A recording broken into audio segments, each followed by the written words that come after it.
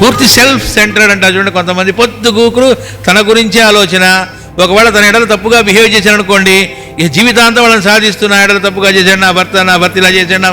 ఇంకా ఎంతసేపు వీళ్ళు పెద్దయి వాళ్ళకి పిల్లలు పుట్టినా వాళ్ళ పిల్లల గురించి ఆలోచించడం మానేసి, నాకు కరెక్ట్గా నువ్వు ప్రవర్తించట్లేదు నాతో, అప్పుడు ఒకళ్ళు ఇప్పుడు ప్రవర్తిస్తున్నా, అప్పుడు నాతో ఇలా నువ్వు ప్రవర్తించావు, అప్పుడు నాతో ఇలా ప్రవర్తించావు, ఇంకదే పట్టుకుంటాడు.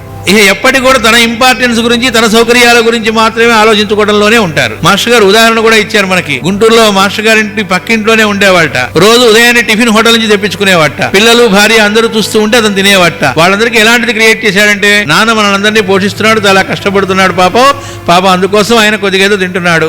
వాళ్ళకి ఒక్క ముక్క కూడా పెట్టేవాడు కాదట. మాస్టర్ గారు ఇంకో ఉదాహరణ హోమియో క్లాసులో చెప్పారు. వాడు రోడ్డు మీద పోతూ ఉంటే, ఇక్కడే ఉండండి ఇప్పుడే వస్తాను, పెళ్ళామిడల్ని పక్కన పెట్టి వాడు ఏదో తినేసి వస్తాడు. ఉంటారా అంటే ఉన్నారు కాబట్టి ఆయన ఉదాహరణ ఇచ్చారు. అంటే ఇండివిజువాలిటీ అనేటువంటిది సెల్ ఎంత ఘోరంగా ఉంటుందని చెప్పారు. అది